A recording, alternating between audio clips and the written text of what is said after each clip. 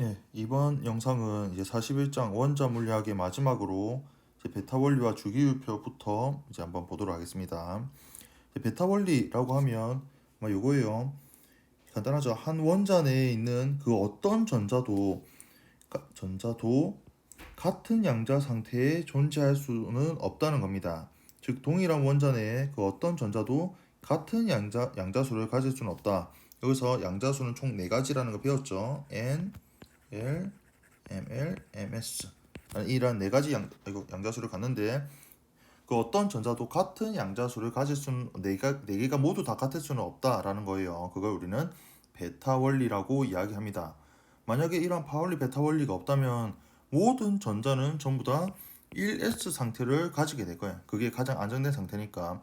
하지만 이런 베타 원리 때문에 첫 번째 껍질 주양자수 n이 1인 상태에서는 전자가 최대 2개까지밖에 있을 수밖에 없죠. 그래서 이제 두 번째 껍질이라는 게 존재하고 이제 그쪽으로 이제 점점 쌓이기 시작하는 거죠.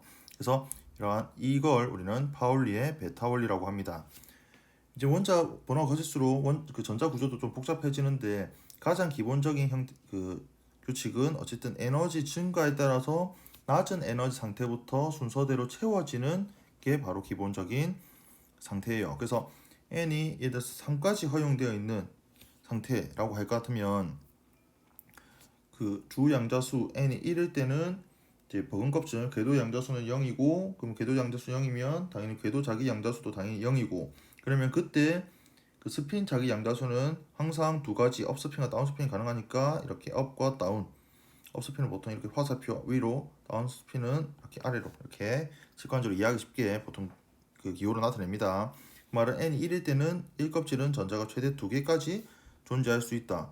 그러면 주양자수 n이 2일 때는 버금껍질 궤도 양자수 0 그러면 그때는 궤도 자기 양자수 0 스핀 자기 양자수 여기 2개가 끝. 그 다음에 궤도 양자수가 1인 상태도 가능하죠. 왜냐면 L은 0부터 시작해서 n-1까지 가능하니까 그러면 1일 때는 그 궤도 자기 양자수는 3가지 각각의 스핀 2가지씩 총 6개. 그럼 전체 n이 1일 때는 전자가 총 8개까지 최대 존재할 수 있다. 그 다음에 주양자수가 3일 때는 다 표현하진 않겠지만 여기 번껍질이 0, 1, 2까지 가능하고 3은 안 된다 그랬습니다. 그럼 각각에 따라서 궤도 자기 양자수는 규칙 먼저 볼까요? ml은 마이너스 L부터 추측해서 0 그리고 플러스 L까지 1차 지난다 그랬죠. 그래서 여기 1이면 1부터 마이너스 1까지 2면 2부터 마이너스 2까지 이렇게 각각 2개씩 하면 총 다 세어보면 18개까지 존재할 수 있어요. 그래서 이 규칙성을 정리해보면 각 껍질에는 2 곱하기 n 제곱의 전자를 최대로 수용할 수 있다라는 걸 알 수 있습니다. 그리고 그 다음에 이제 훈트의 규칙이 있는데요.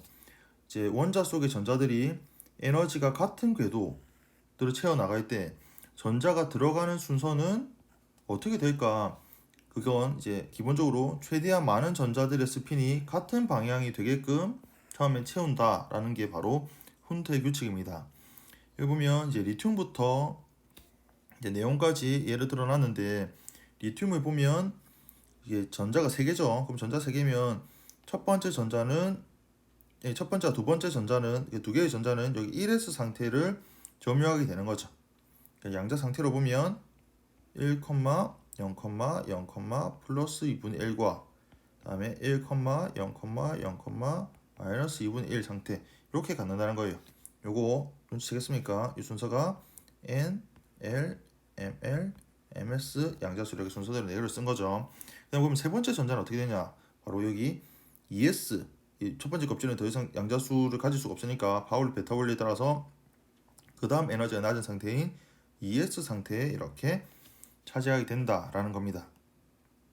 그럼 그 다음부터 뭐 베릴륨, 붕소 하면 전자 하나씩 더 많아지는데 그 전자가 채워지는 상태를 보면 당연히 먼저 에너지가 낮은 상태부터 이렇게 점유한다는 거.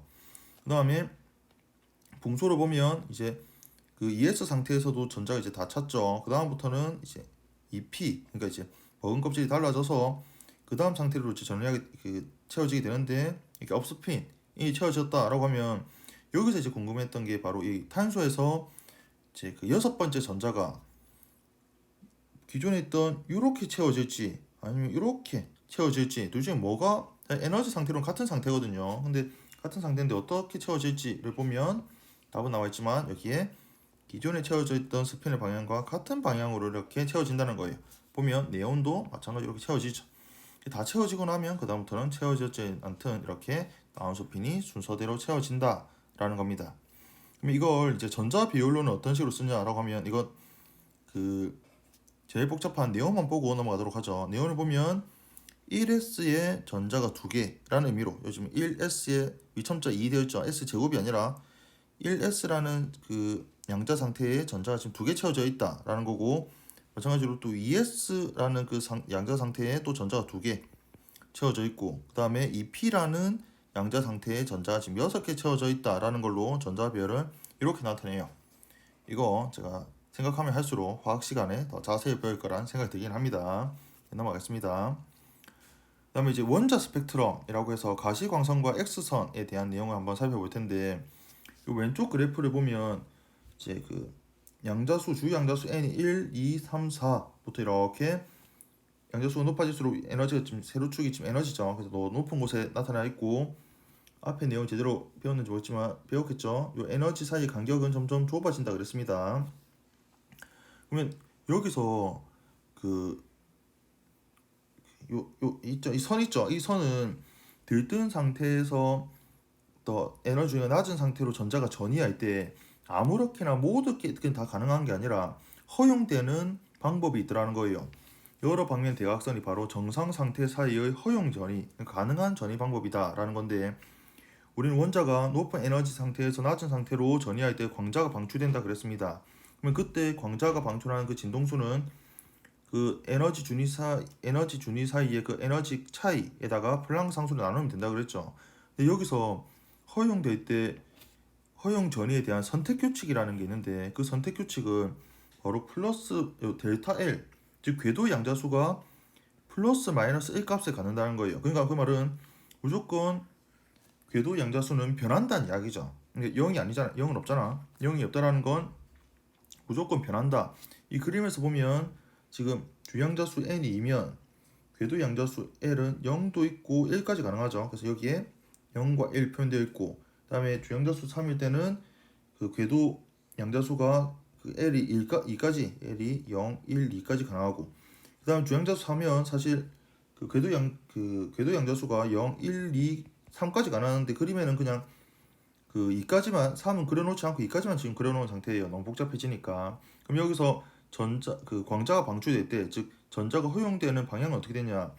빨간색 한번 볼까요? 빨간색 보면 여기 궤도 양자수가 1인 상태에서 전부 다 여기 다 1이죠. 1인 상태에서 0인 상태로는 이렇게 허용이 됩니다.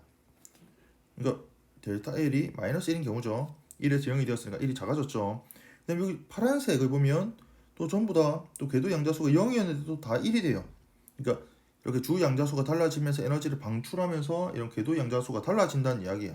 여기서는 델타 L이 플러스 1이죠. 여기 보면 갈색도 마찬가지예요. 갈색도 보면 이러한 궤도 양자수가 1이 작아지는 거 확인할 수 있고, 여기 파란색 뭐 여기서 초록색이죠. 초록색 같은 경우 이것도 보면 궤도 양자수의 변화가 1만큼 작아졌다. 즉 1만큼 증가하든지 1만큼 감소하든지 되지, 여기서 L이 2에서 2로 이렇게 떨어진다든지 이거는 허용되지 않는다는 거예요. 알겠죠? 뭐 2에서 0으로 이렇게 되는 것도 허용되지 않는다. 플러스 마이너스 1만 가능하다. 그리고 더해서 그 궤도 자기 양자수는 변할 때 변하지 않을 수도 있고 1만큼 커질 수도 있고 1만큼 작아질 수도 있다는 거예요. 물론 그건 왼쪽 그림에는 그려져 있지 않지만 사실 요거까지는 그냥 공식 선택 규칙이 이렇다는 것만 알고, 그림으로는 이렇게 그 궤도 양자수의 변화에 대해서만 살펴보겠습니다. 이렇게 궤도 양자수 L이 변한다는 건 혹시 요거 전체 가학 운동량의 궤도 가학 운동량이죠. 궤도 가학 운동량의 크기는 L 곱하기 L 플러스 1의 하바 이렇게 결정된다 그랬으니까 궤도 양자수가 변한다라는 건 원자의 궤도 가학 운동량은 에너지 상태가 바뀌는, 즉 전이하면서 반드시 바뀐다는 걸 의미하게 돼요. 그러니까 원자는 그 광자를 방출하면서 가학 운동량이 변하는 비고립기가 된다는 거지. 하지만 방출되는 광자까지, 즉 원자와 광자를 전체를 하나의 개로 보게 되면 가학 운동량은 보존돼야 돼. 외부의 상호작용이 있는 게 아니니까. 그 말은 광자 자체가 각 운동량을 갖는다는 거죠. 맞습니까? 아까 왜 광자는 스핀을 갖는다 그랬잖아요. 그러니까 광자는 입자기 때문에 입자적 성질을 다 갖고 있거든요. 그래서 물론 뭐 질량은 없습니다. 그래서 가학 운동량도 갖고, 그다음에 선 운동량도 갖고, 우리 선 운동량 이 P는 뭐 람다분의 H 이런 거 했었잖아요. 그리고 이제 선 운동량 그리고 에너지도 갖고, 그다음에 가학 운동량도 갖고 이런 식으로 이제 입자적 성질을 띈다라는 거. 알겠습니까? 그래서 이런 허용 전에 대한 선택 규칙을 살펴봤고요. 그래서 수소 및 요 헬륨 양이온의 허용 에너지는 보면 그 허용되는 에너지는 여기 G의 제곱이 이제 포함되죠. 이 G에 이제 1넘이 이제 수소가 되는 거고 2넘이 이제 헬륨이 되는 건데 허용되는 에너지는 이렇게 된다라고 했던 거. 그다음에 다전자 원자라고 하면 이제 전자 개수가 한 개가 아니라 두 개, 세 개 또는 10개, 20개 많아지게 되면 그 양의 핵 전화 이거 보면 예를 들어서 핵 전화는 플러스 G인데 첫 번째 껍질에는 물론 이거 첫 번째 껍질에는 전자가 최대 2개, 두 번째 껍질에는 전자가 총 8개 이렇게 있다 보니까 요 전자가 많은 다전자 같은 경우는 이러한 원자핵 주위에 있는 이러한 전자로 인해서 대부분의 이렇게 약간 차폐되는 그 효과를 얻게 돼요. 그러니까 이게 유효 원자 번호로 가는데 유효 원자 번호가 실제 원자 번호보다 더 이렇게 작아질 수밖에 없다는 거죠. 이제 R자적으로 플러스 성질을 갖는 그 정도가 약해질 수밖에 없어요. 왜냐하면 그 주위에 마이너스 전자가 이렇게 주위에 확률적으로도 가까운 거리에 확률적으로 높게 또 분포하기 때문에. 그리고 그래서 이게 다전자 원자에 허용되는 에너지는 이게 G가 아니라 이게 G를 그대로 쓸 수 있는 건 수소 그리고 헬륨 양이온처럼 전자가 하나밖에 없을 때야. 근데 전자가 여러 개인 다전자 같은 경우는 이렇게 유효 원자 번호라고 하는 걸 넣어서 이제 그 허용되는 에너지가 양자가 됐다는 것도 확인할 수 있고요. 그리고 이때 유효 원자 번호는 주양자 수 n 하고 당연히 이제 달라질 수밖에 없지. 그리고 거기에 L이라고 하는 궤도 양자수에서도 달라져. 근데 우리가 궤도 자기 양자수까지 달라지는 건 구대칭이 아니기 때문에 사실 우리가 그렇게 많이 풀어보진 않습니다. 이제 X선 스펙트럼에 대해서 한번 봐보도록 하죠. 이제 X선은 주로 언제 방출되냐면 전자 에너지가 아주 크거나 또는 전하를 띤 입자가 금속 표적을 때릴 때 이 X선, 즉 우리가 엑스레이가 방출됩니다. 여기서 오른쪽 그래프가 바로 이런 고에너지 전자가 금속 표적을 때릴 때 그 금속 표적에서부터 방출되는 파장별 세기 그래프예요. 파장별 세기 그래프. 여기 보면 세기 그래프 보면 그 그래프가 특징이 되게 확실히 뭔가 특징이 나타나죠. 그 특징을 두 가지로 나누는데 하나는 이렇게 부드럽게 변하는 이 곡선의 형태. 이 부드럽게 변하는 걸 우리는 제동 복사라고 이렇게 부드러운 곡선을 그리는 이 부분을 우리가 제동 복사 영역이라고 이야기를 하고요. 그다음에 이렇게 봉우리가 특정 봉우리가 만들어지는 거 있죠. 이걸 우리가 특성 X선이라고 이야기합니다. 여기서 그러면 제동 복사부터 한번 보면 이런 연속 곡선은 제동 복사를 나타낸다라고 되어 있는데 이게 어떤 이야기냐? 고에너지의 전자가 금속 표적을 때리게 된다는 건 금속 표적을 이루고 있는 원자들과 상호작용한다는 건데 결국 상호작용한다는 건 그러한 전기적 청력에 의해서 결국 느려지고 결국 멈춘다는 이야기예요. 그러니까 운동 에너지가 본래 있었는데 운동 에너지를 잃는다는 거죠. 에너지가 있었는데 에너지를 잃는다는 건 에너지가 감소한다는 거고 그만큼 감소한 에너지는 바로 복사, 빛을 방출하면서 에너지가 감소한다는 이야기입니다. 그 말은 근데 이게 상호작용은 사실 한 번만에 그러니까 한 번의 충돌로 바로 모든 에너지를 다 잃을 수도 있고 또는 한 번이 아니라 뭐 수십 번 또는 수백 번 그런 충돌하면서 또는 이런 상호작용을 할 수 있겠죠. 이렇게 하면서 또 운동 에너지를 잃을 수 있기 때문에 방출하는 선 스펙트럼 아니고 방출하는 그 복사 에너지가 이렇게 연속적으로 그려질 수 있다는 거예요. 여기 보면 근데 그 중에서도 파장이 가장 짧은 이 부분은 파장이 가장 짧다는 거 뭡니까? 에너지가 가장 크다는 거죠. 그래서 즉 그 말은 그 고에너지의 전자가 처음에 어떤 운동 에너지를 가지고 있었냐에 따라서 처음에 운동 에너지가 예를 들어서 2분의 1 mv 제곱이다. 요건 이 전자 V로 결정된다 그랬죠. 이 데이터 V 이렇게 이 데이터 V로 결정되는 이걸로 운동 에너지가 결정되는데 이 운동 에너지가 한 번의 충돌로 전부 다 0이 되었다. 얘가 바로 정지가 되었다라고 하면 그만큼 해당되는 에너지에 해당되는 람다분의 hc의 이 람다만큼 방출한다는 이야기예요. 그렇죠? 그래서 가장 짧은 파장은 가속 전압 여기 델타 V에 따라서 다르다라는 거. 보면 전자의 운동 에너지에 의존한다. 뭐 같은 표현이죠. 근데 보면 이렇게 제동 복사로만 이루어진 게 아니라 여기 보면 특성 곡선이라고 하는 특정한 파장은 이렇게 봉우리가 확실히 세기가 정말 유별나게 큰 이런 세기가 드러나는 봉우리가 존재합니다. 이거 우리가 특성 X선이라고 하고 이거 뭐냐면 고에너지의 전자 이게 아까부터 고에너지 하는데 전자 에너지 충분히 커야 돼요. 왜냐면 원자에 대해서 뭐 금속 표적이 뭐 보통 금속 종류가 많으니까 금속마다 좀 다른데 표적 물질에 따라 다르다고 되어 있죠. 금속 표적의 바깥쪽에 있는 전자를 전이시키는 게 아니라 원자의 내부 껍질에 있는 그러니까 안쪽에 있는 껍질에 있는 그 전자를 전이시킨다. 그 말은 안쪽에 있는 껍질의 전자를 전이시키려면 큰 에너지가 있어야 안쪽에 아주 강하게 구속되어 있던 전자를 외부로 그러니까 이온화 에너지라고도 이야기하는데 이렇게 완전히 원자로부터 구속을 벗어나게 할 수 있거든요. 그렇게 그 전자를 전이시키게 되면 그 껍질에 생긴 빈 그 에너지 준위가 있죠. 그 빈 에너지 준위가 있으면 당연히 위 껍질이 됐든 그 위에 있던 껍질이 됐든 더 높은 상태의 에너지 준위에 있던 전자가 다시 바로 그 채워지게 되는데 그 전자를 그 빈 공간의 에너지 준위를 채우면서 바로 방출하는 광자가 바로 여기 있는 특성 곡선이 되겠습니다.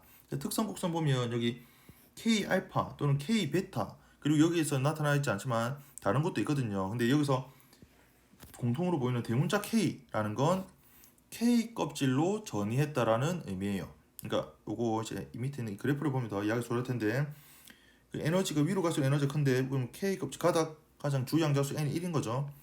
가장 바닥 상태 그러니까 K 껍질이 있고 그 다음에 L 껍질, M 껍질, N 껍질이지 않습니까? 근데 여기서 보면 K 알파나 K 베타는 그 고에너지의 전자가 K 껍질에 있던 전자를 이렇게 방출시킨 거예요. 그러면 여기 빈 공간이 생기죠. 그 위에 있는 껍질이 그러면 위에 껍질에 있던 전자 방출하는데 만약에 L 껍질에 있던 전자가 채우게 되면 그걸 K 알파라고 하고 만약에 M 껍질에 있던 전자가 바닥 상태의 전자 빈 공간을 채우게 되면 K 베타라고 합니다. 그러니까 채우게 되면 결국 L이든 M이든 N이든 이렇게 채우게 될 거 아니에요. 그 중에서 순서대로 L부터 알파, 베타. 여기에 나타나지 않지만 여기 만약 N 껍질에서 첫 번째 껍질을 전해하면서 그 빈 공간을 채운다고 하면 K 껍질로 떨어지게 되고 그걸 감마 이렇게도 쓸 수 있다는 거죠. 그러면 여기 그 오른쪽 여기 위에는 없지만 여기는 있는 L 알파와 L 베타도 이해할 수 있겠습니까? 바로 고에너지의 전자가 첫 번째 K 껍질이 아니라 L 껍질에 있는 전자를 이렇게 방출시킨다고 하면 그럼 당연히 L 껍질보다 더 높은 M 껍질이나 N 껍질에서 이제 전자가 전이하면서 빛을 방출하게 될 텐데 그 방출하는 그 빛은 L 껍질을 채우게 되니까 대문자 L을 쓰고 그 순서대로 M에서 떨어지면 알파 쓰고 N에서 떨어지면 전이하게 되면 베타를 쓰는 거예요. 그럼 여기서 K 알파와 K 베타 당연히 에너지는 K 베타가 더 크죠. 그래서 K 베타가 더 크다는 건 파장이 더 짧다는 이야기야. 위에 그래프를 보면 당연히 K 베타가 K 알파보다 파장이 더 짧다. 파장이 더 짧다는 건 에너지는 아니 K 베타 에너지가 K 알파 에너지보다 더 크다라는 것도 확인할 수 있습니다. 그 내용이 여기 본문에 적혀 있어요. 그러면 여기서 방출되는 K 알파나 K 베타의 그 파장을 어떻게 예측할 수 있을까? 사실 그 파장을 예측하는 건 슈레딩거 방정식으로도 계산하기 어렵거든요. 근데 이거는 예전에 고전역학에서 공부했던 바로 가우스 법칙을 통해서 정말 적은 오차로 우리가 예상할 수 있어요. 이게 왜 그러냐면 만약에 K 껍질의 전자 중 하나가 방출되었다라고 하면 여기 원자 핵 플러스 GE가 있고 여기 첫 번째 껍질에 K 껍질이 있고 두 번째 껍질에 L 껍질이 있지 않습니까? 그럼 K 껍질에 원래는 전자가 두 개인데 그 전자 두 개 중에 하나가 얘에서 날아갔다. 고 에너지 전자 충돌해서 에너지 많이 얻었으니까 방출되었다라고 하면 L 껍질에 있던 전자가 얘에서 이렇게 전이했다라고 하는 이 상황 이라고 보면 전자가 딱 비워져 있을 때 가우스면을 요 L 껍질의 요 안쪽으로 이렇게 구해야 해당되는 가우스면을 한번 그려보는 거예요. 그러면 이 가우스면의 전기장이 바로 가우스 법칙 아닙니까? 이거 E 도트 DA는 입실론 제로 Q인이라고 하는 요거 가우스 법칙 보면 결국 이 지점의 전기장은 그런 가우스면 내부의 전하가 결정한다라는 건데 여기서 그러면 이 전기장 누가 결정하냐? 바로 원자핵. 그렇죠? 원자핵이 결정하겠죠. 이 원자핵 이게 GE라고 이게 전하량이 GE 요거 전하고 그다음에 한 개의 K 껍자 K 껍질의 전자 요 K 껍질의 전자 하나 남아 있습니다. 그거 그리고 다른 L 전자 요 L 전자에도 전자 하나만 있는 게 아니잖아요. 몇 개 더 있죠. 이렇게 걔들이 또 영향을 주는 것 그리고 외곽 전자 그것보다 더 바깥쪽 껍질에 있는 전자들 뭐 M 껍질이든 N 껍질이든 근데 보면 생각해봐서 선생님 바깥쪽에 있는 전자는 우리 가우스면 공부할 때 저기 가우스면 내부니까 상관없는 것 아닙니까 생각할 수 있는데 이게 그 보호 이론으로 생각하면 딱 그럴 수 있죠. 보호 이론은 특정 궤도에서만 전자가 존재하니까. 하지만 우리가 지금 배우고 있는 건 양자 이론이에요. 양자 이론은 특정 껍질에서만 존재하는 게 아니라 확률적으로 존재합니다. 즉 M 껍질에 있는 이 외곽 전자도 확률적으로 원자의 핵 주변에도 적은 확률이지만 존재해. 그러니까 이제 따지려면 따져야 된다. 그러니까 완전히 0은 아니다라는 거예요. 하지만 외곽 전자는 확률을 따져봐도 핵으로부터 먼 곳에서 발견될 확률이 더 높죠. 그래서 외곽 전자에 의한 효과는 무시합니다. 무시하고 그리고 L 껍질에 있는 전자도 있어요. L 껍질에 전자 있는데 그것도 좀 무시합니다. L 전자들 사이의 상호작용을 무시하면 아까 유효 전하라고 하는 그게 원자 핵의 그 양성자 수에서 1만 빼주면 돼. 왜 1을 빼주는지 알겠어요? 바로 K 껍질의 전자 하나. 이건 누가 봐도 확률적으로도 안쪽에서 확률이 되게 높으니까. 그 말은 L 껍질에 있는 전자의 에너지라고 하면 원래는 이제 그 원자의 총 에너지죠. 원자 에너지는 L 껍질이니까 주양자 수가 2죠. 그래서 2의 제곱 여기에 원래 n 제곱이니까 그리고 여기에 유효 그 전하량을 여기 G-1 이렇게 넣는 거예요. 그럼 이 값을 이렇게 계산할 수 있고 그 다음에 그러면 여기 L 껍질에 있던 전자가 K 이렇게 떨어졌어. 그럼 이제 K 알파가 이제 방출될 텐데 K 껍질을 전해하게 되면 K 껍질에는 이제 두 개의 전자가 있습니다. 그러면 핵 전하가 다른 전자에 의해 자폐돼. 그러니까 그 말은 여기 원자 핵이 있고 즉 K 껍질에 전자가 두 개 있는 이 상태의 에너지 준위라고 하면 이것도 좀 무시하는데 전자 하나 입장에서는 다른 전자가 주는 영향도 분명히 있지만 그 영향을 좀 무시한다고 하면 K 껍질에 해당되는 이 상태의 전체 그 원자의 에너지는 근사적으로 마이너스 원래 여기서 1의 제곱분의 이게 좀 생략된 거죠. 바다 상태에서 요거 예 G 이거는 원래 이제 요 안에 뭐 다른 또 그게 새로운 껍질이 또 있는 게 아니니까 G-1이 아니라 원자 번호 G의 제곱 이렇게 된다는 거예요. 그러면 K-알파는 어떻게 나타낼 수 있냐?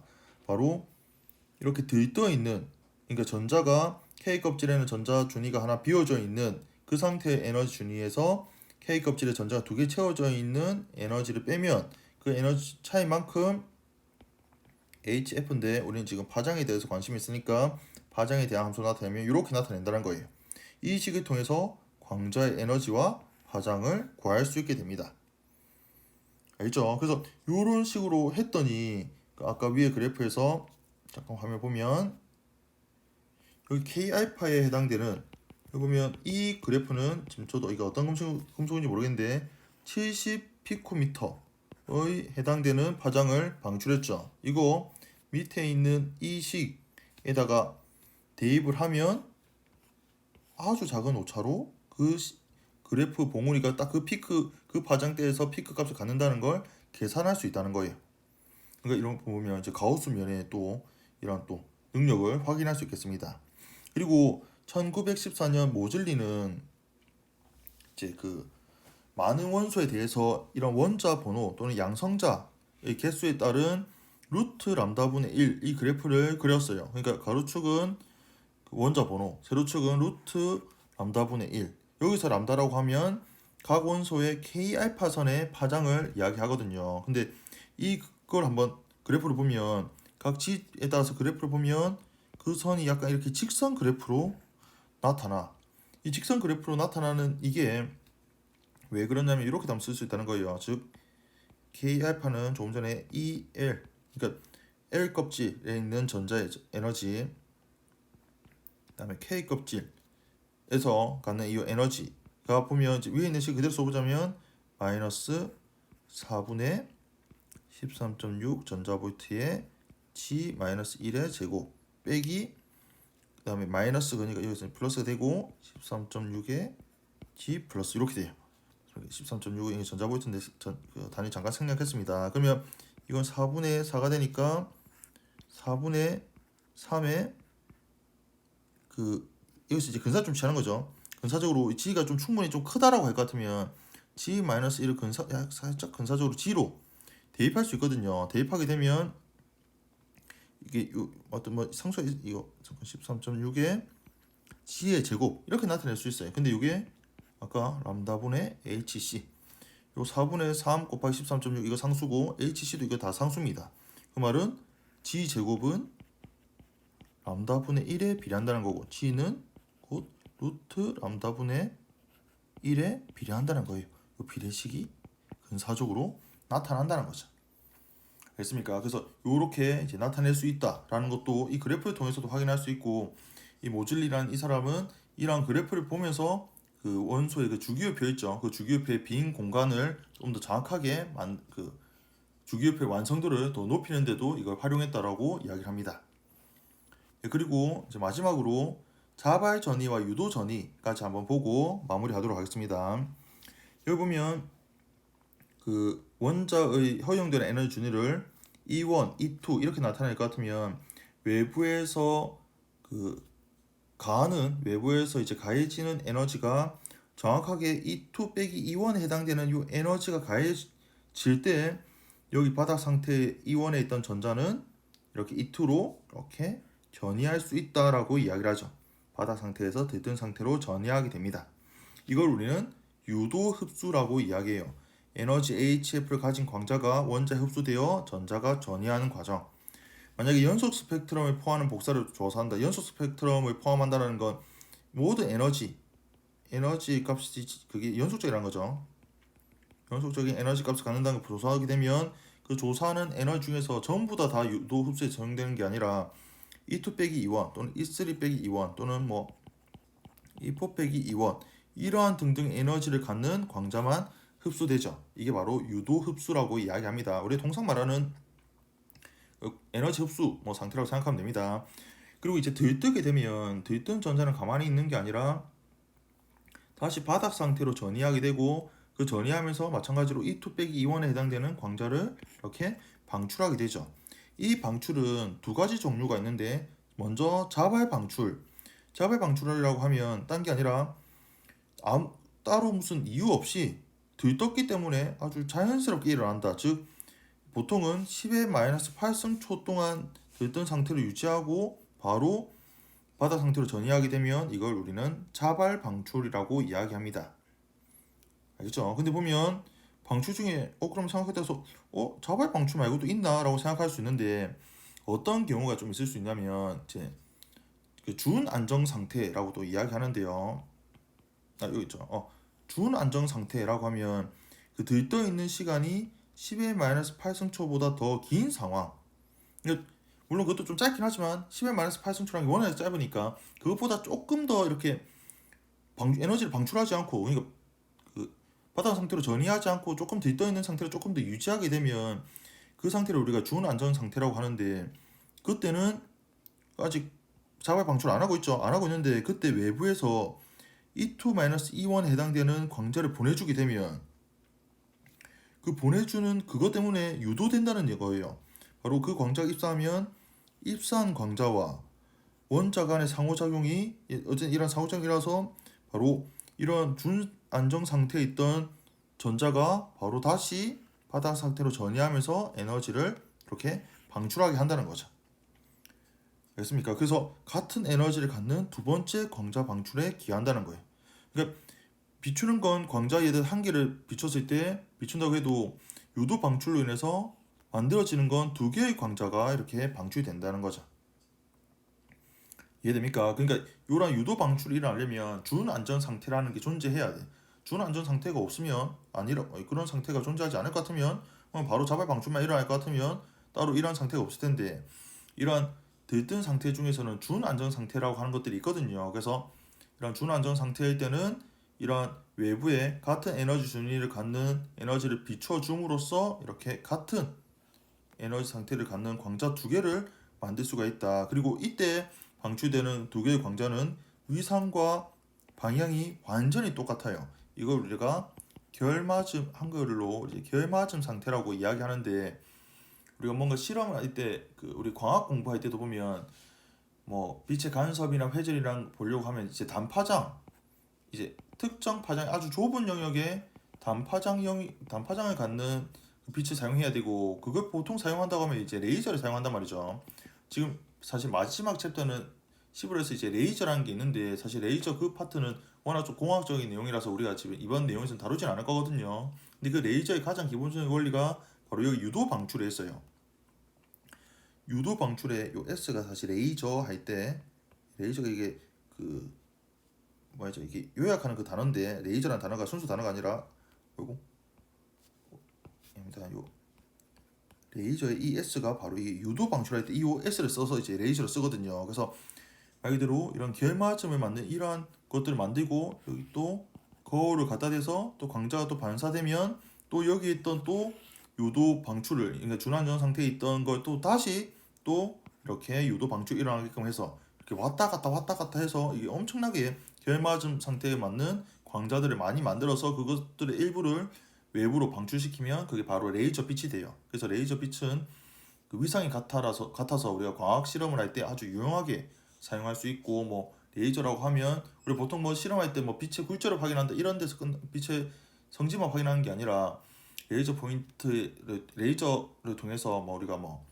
의료학적으로도 이제 이용하는 게 또 되게 많고 공학적으로도 뭐 쇠를 뭐 자른다든지 뭐 그런 식으로 해서 레이저는 사용하는 게 되게 많죠. 그래서 그런 부분은 좀 공학적인 부분이 좀 많으니까 그 부분에 대해서 공부하고 싶은 사람은 좀 따로 더 관심 갖고 공부하면 좋을 것 같습니다. 그러면 이렇게 해서 이제 41장 원자 물리학의 마지막 이론까지 살펴봤고요. 그 따로 또 안내를 하겠지만 뒤에 있는 문제 같은 경우는 이러한 영상이 아니라 직접 여러분들이 발표하는 그런 시간을 갖도록 하겠습니다. 그럼 여기까지 하겠습니다. 모두 고생했습니다.